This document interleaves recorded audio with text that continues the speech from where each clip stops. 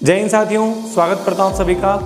आज अपनी इस वीडियो में हम बात करेंगे कि यदि कोई व्यक्ति कोविड-19 के इन्फेक्शन से अर्थात कोरोना वायरस के संक्रमण से ठीक हो चुका है और यदि वो व्यक्ति अपना ब्लड प्लाज्मा का डोनेशन करना चाहता है तो वो कौन कौन से मापदंड हैं, वो कौन कौन से पैरामीटर्स हैं जिनके आधार पर यह तय किया जाता है कि वह व्यक्ति अपना ब्लड प्लाज्मा का डोनेशन कर सकता है या नहीं।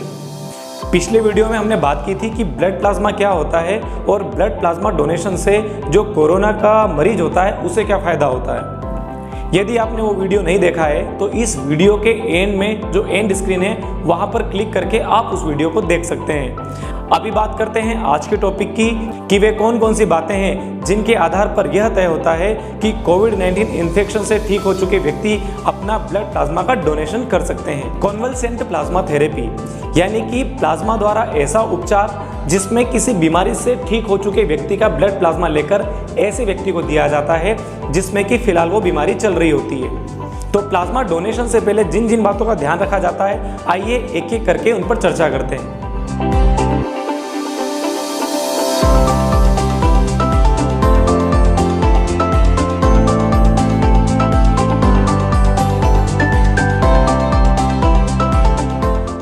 सबसे पहला पॉइंट है पोस्ट कोविड रिकवर्ड पेशेंट, अर्थात हमें किसी कोरोना के मरीज का अगर ट्रीटमेंट प्लाज्मा से करना है तो हमें उस व्यक्ति का ब्लड प्लाज्मा लेना होता है जो कि कोरोना के संक्रमण से ठीक हो चुका है। क्योंकि यदि कोई ऐसा व्यक्ति है जिसमें अभी तक कोरोना का संक्रमण हुआ ही नहीं है तो उसके ब्लड प्लाज्मा में वह एंटीबॉडी नहीं होती है जो कि किसी मरीज के अंदर जाकर कोरोना वायरस से लड़ सके।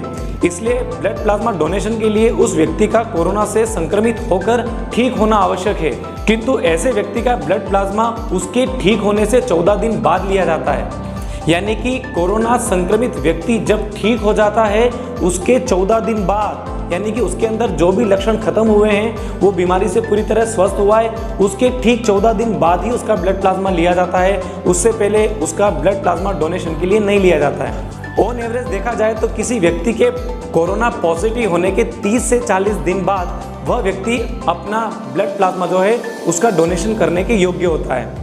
ब्लड प्लाज्मा डोनर जो होते हैं वे 1 महीने में 2 बार अपने ब्लड प्लाज्मा का डोनेशन कर सकते हैं।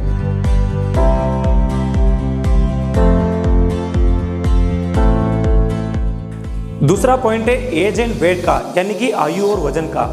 सामान्यतः 18 वर्ष से लेकर 60 वर्ष तक के जो लोग हैं वे अपने ब्लड प्लाज्मा का डोनेशन कर सकते हैं। हालांकि कई इंस्टीट्यूशंस ऐसे हैं जो कि अपर एज लिमिट को 55 ईयर्स यानी 55 वर्ष को कंसिडर कर सकते हैं। तो औसत तौर पे 18 से लेकर 55 या 60 वर्ष तक के जो लोग होते हैं वे अपने ब्लड प्लाज्मा का डोनेशन कर सकते हैं। लेकिन इस बात का ध्यान रखा जाता है कि ब्लड प्लाज्मा डोनर का जो वजन है वो कम से कम 50 किलोग्राम होना चाहिए।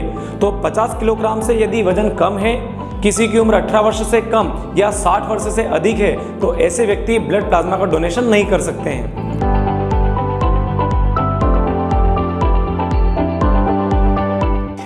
तीसरा पॉइंट आता है गंभीर बीमारी या संक्रामक रोग का। तो यदि कोई blood plasma donor cancer, TB यानी कि ट्यूबरक्लोसिस, HIV, हेपेटाइटिस इस तरह की बीमारियों या रोगों से ग्रस्त है या किसी ब्लड प्लाज्मा डोनर का किडनी का ट्रांसप्लांटेशन हुआ है, उसके अंदर किडनी का प्रत्यारोपण हुआ है, तो ऐसे लोग अपने ब्लड प्लाज्मा का डोनेशन नहीं कर सकते हैं।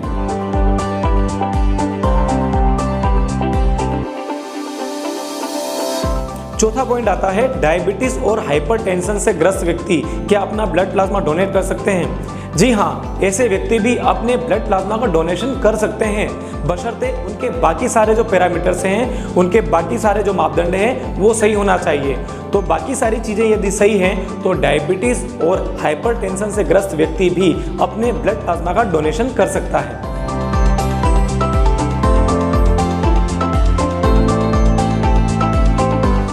अगला पॉइंट आता है गर्भवती महिलाएं या प्रेग्नेंट वुमेन। तो यदि कोई महिला वर्तमान में प्रेग्नेंट है या वो अपने जीवन काल में पहले कभी भी प्रेग्नेंट रही है तो ऐसी महिलाएं अपने ब्लड प्लाज्मा का डोनेशन नहीं कर सकती है। हालांकि वेस्टर्न कंट्रीज में इस क्राइटेरिया को थोड़ा सा शिथिल किया गया है, यानी कि पूर्व में यदि कोई महिला प्रेग्नेंट रही है तो उनसे भी ब्लड प्लाज्मा का डोनेशन करवाया जाता है। लेकिन भारत में वर्तमान में इस तरह से यदि कोई भी महिला पहले कभी भी, चाहे वो 5 साल पहले या 20 साल पहले प्रेग्नेंट हुई हैं, ऐसी महिलाओं से ब्लड प्लाज्मा का डोनेशन इस बीमारी से ग्रस्त मरीजों के इलाज में नहीं किया जाता है।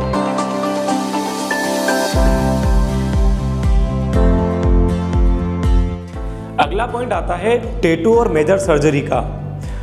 यदि कोई ब्लड प्लाज्मा डोनर ऐसा है जिसने पिछले 6 माह के दौरान अपने शरीर पर टैटू गुदवाए हैं या फिर उसकी कोई मेजर सर्जरी हुई है, उसका कोई ऑपरेशन हुआ है, ऐसे व्यक्ति का भी जो ब्लड प्लाज्मा है वो डोनेशन के लिए नहीं लिया जाता है।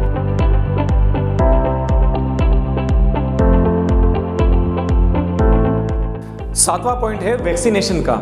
एक बड़ा प्रश्न ये भी उठता है कि यदि कोई ब्लड प्लाज्मा डोनर ऐसा है जिसने पूर्व में अपना वैक्सीनेशन करवाया है, तो क्या ऐसा व्यक्ति अपने ब्लड प्लाज्मा का डोनेशन कर सकता है? जी हाँ, ऐसा व्यक्ति भी अपने ब्लड प्लाज्मा का डोनेशन कर सकता है। शर्त केवल इतनी है, कंडीशन केवल इतनी है कि उसका जो वैक्सीनेशन है वो 28 दिन पहले पूर्ण हो चुका हो। इसे हम इस तरह से समझते हैं, यदि कोई ब्लड प्लाज्मा डोनर ऐसा है जिसने वैक्सीनेशन के डोज लिए हैं, तो उसने जो लास्ट डोज वैक्सीन का लिया था उसके 28 दिन के बाद वह अपने ब्लड प्लाज्मा का डोनेशन कर सकता है। इस तरह से ब्लड प्लाज्मा डोनेशन के दौरान इन निम्न बिंदुओं का ध्यान रखा जाता है।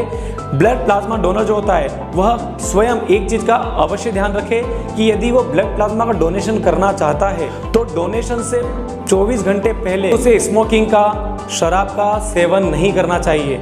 साथ ही उसे इस बात का भी ध्यान रखना चाहिए कि बीते 24 घंटों के दौरान उसने एस्प्रिन और दर्द निवारक जो गोलियां होती है उनका भी सेवन नहीं किया है। इस तरह से एक ब्लड प्लाज्मा डोनर को अपने पिछले 24 घंटे की हिस्ट्री को ईमानदारी से उस इंस्टीट्यूशन को, उस संस्था को जरूर बताना चाहिए जहां पर वो अपने ब्लड प्लाज्मा का डोनेशन कर रहा है। मैं इस वीडियो के माध्यम से आपसे निवेदन करूंगा कि यदि आप ब्लड प्लाज्मा डोनेशन करने के लायक हैं तो आप अवश्य अपना ब्लड प्लाज्मा डोनेशन कीजिए। ज़्यादा से ज़्यादा संख्या में आगे आइए। प्लाज्मा रिक्वायरमेंट्स के लिए काम करते हुए हमें इस बात का आभास हुआ है कि अभी ब्लड प्लाज्मा जो है उनके डोनर्स बहुत ज़्यादा संख्या में आगे नहीं आ रहे हैं। इस वजह से कोरोना के मरीजों को ठीक समय पर जो प्लाज्मा है वो नहीं मिल पाता है। तो ये मेरा निवेदन है कि यदि आप कोरोना के संक्रमण से ठीक हो चुके हैं तो ठीक होने के 15 दिन के बाद आप अपने ब्लड प्लाज्मा का डोनेशन अवश्य करवाइए। उम्मीद करता हूँ कि ब्लड प्लाज्मा डोनेशन के पैरामीटर्स का ये जो वीडियो है ये आपको पसंद आया होगा। बहुत जल्द अगले किसी वीडियो के साथ मैं आपके सामने आऊँगा। तब तक के लिए धन्यवाद।